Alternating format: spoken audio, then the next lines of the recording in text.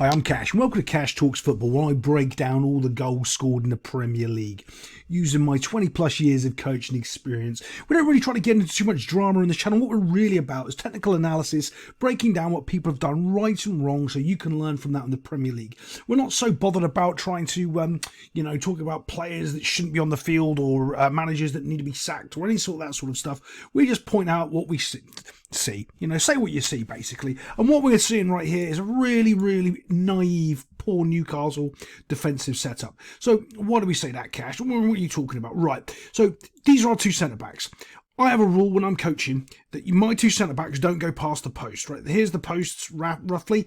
So they do not go past those. They've got to stay within those parameters. If they get sucked over here, right, so my left back's over here, we leave the entire other side of the field open. That's too far. These two players have been pulled too far away over here. And that's because they don't really have much cover from these two players in the midfield here. They're kind of doing the same role. And we're going to come across that a little bit later on, but you're going to see how flat these guys are in midfield. And the separation there, giving this space on the backside over here. Now, they still have to find them with a pass, which they do. Let's move this forward. Do you see how all of a sudden everyone's drawn and sucked in here? And it's all too tight. These two players are doing the exact same job. One of them can be doing this, not both of them. So then when this ball goes out here, you can see how much space Kyle Walker has. Now, I don't know if you know who Kyle Walker is, but he's a little bit quick. You do not want to be giving him that type of space out there. Look how far this left back has got cut, He's tucking in way too far. I'm always happy about the left back connecting with his centre backs, but in this case, he needs to be out here.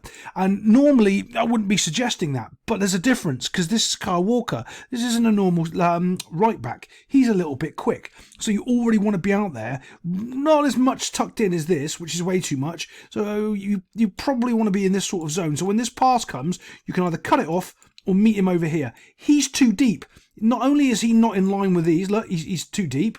Let's get rid of these lines so you can see it. Right? He's too deep as well. If he's actually there, he might have a chance of intercepting that ball, but he isn't. He's too far back, and yes, 2 yards matters. In football, half a yard matters. Little tiny millimetres matter in this game. So his body, his whole positioning is wrong, which opens up this over here. And these two guys here, but we're going to come on to these two guys later on.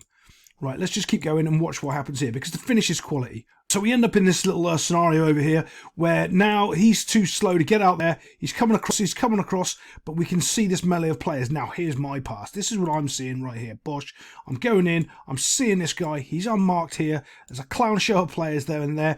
That's my target. That's what I'm aiming for. He doesn't. He puts the ball low and hard across the ground, fizzes it behind the centre-back. Bosh. And this guy does a culture little dink finish in the background. Now, here's the thing. I can score goals like that. That was my bread and butter. That's exactly how I used to finish at the near post. But he does a great job doing that. Bernardo Silva, quality world-class goal. Not really much the defender can do. Everything to try and defend that should have been done before the ball ended up going out wide to Kyle Walker. Let's get on to the next goal. One thing Newcastle do have going for them, they've got lots of pace up front with Anthony Gordon and Isak. Isak, I keep saying it, he's a quality striker. If anyone wants to pick him up for 50, 60 mil, they're going to get a bargain of a striker. I'm telling you, this guy's really decent. But I'm quite happy with this little knock forward. This is just a looped ball through. It's really good. Bosh, I love them. Absolutely love them. They're ones when they bounce, they keep curving. So when it curls, it's just going to... If the defender tries to go for it, he has to just run backwards. Because if he does go for him, it's going to bounce off into the space. But who's the defender again? It's Kyle Walker. He is not bothered about how quick this Isak character is. He's just going to get back and defend. So let's move this forward. Bosh, off it goes. Walker's not bothered that this guy's got all... the extra yard on him. He's going to get back in and he's going to cover him. So here we are now. They've actually got to the point where they're 1v1. Fantastic. All he needs to do is hold him up and his mates need to get around him and support him. They're coming back. Look at the pace difference. Look, these guys are sprinting back. Kyle Walker's already sprinting back. The other guy was ahead of him. He was already sprinted back, got there, and he's got in position. But this is where Kyle Walker makes a massive mistake. And we're going to pick on him here because, you know what, we'd never really get to because he's quite a decent footballer. He thinks the player's going down the line to beat him. I don't know why. Maybe he doesn't know that this guy plays with his right foot. Maybe he thinks he's left-footed. But you can see Walker doesn't go to try to challenge for the ball. Watch. As he cuts inside, he makes no attempt to challenge for this ball at all. Absolutely none.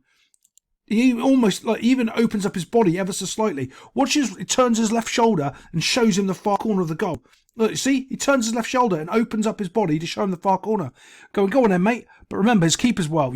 Obviously, I don't cover it, but Edison got taken off, so they've got not Edison in goal. Not a great goalkeeper, this new guy, because he just gets beaten with a poof, strike into the far corner.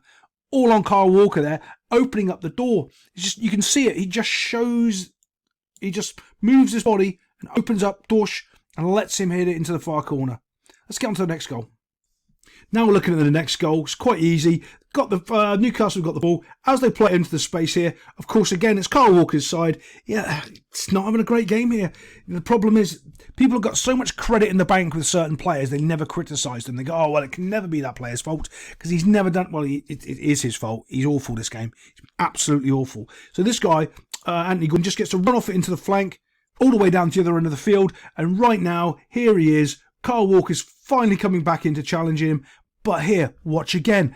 He doesn't open his body shape to open the door to go for this far corner again, but he might as well have. Watch. Comes in, he's holding him.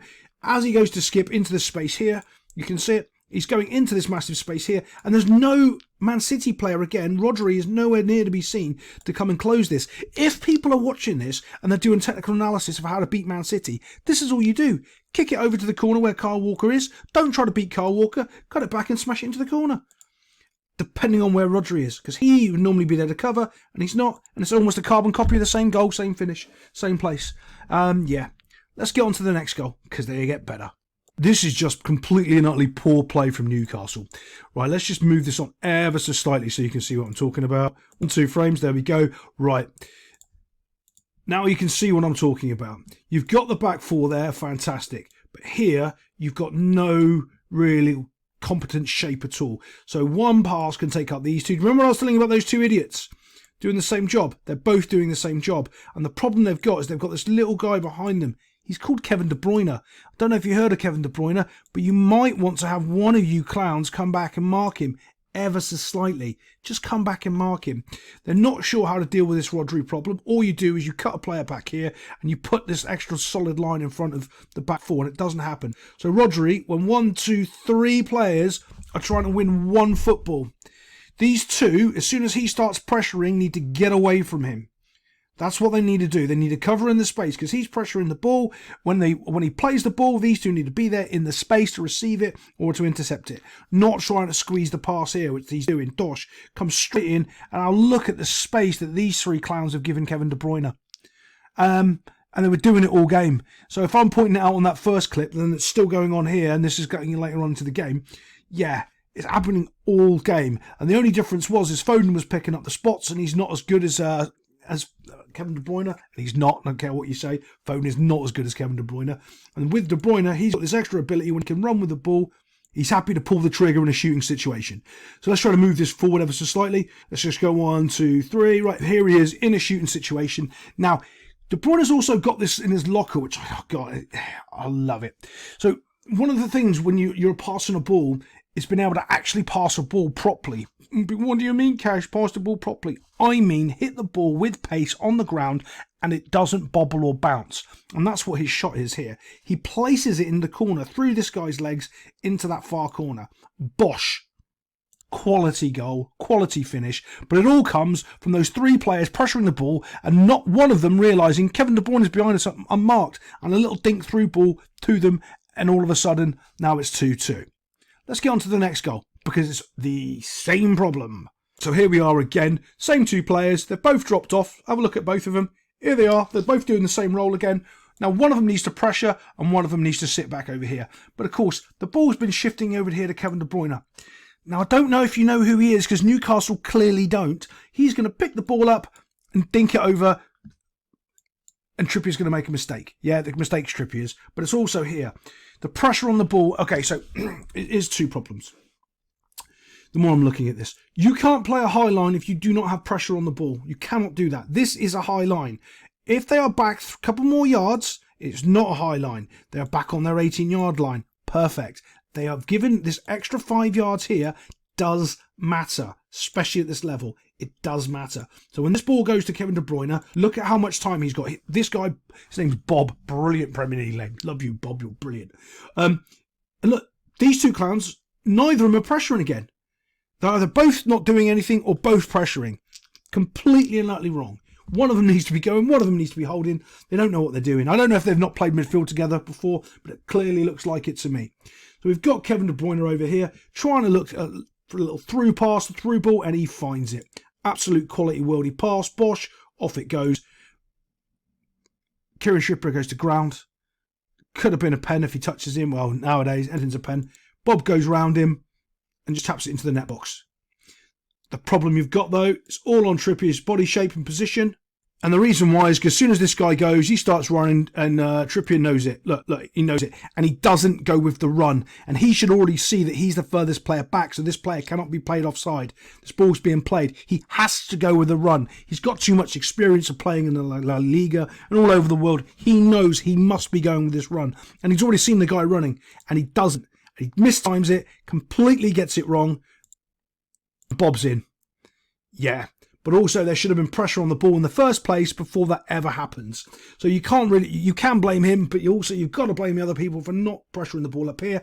You can't give anything to the keeper because it's all too late, dollar short by the time he's there.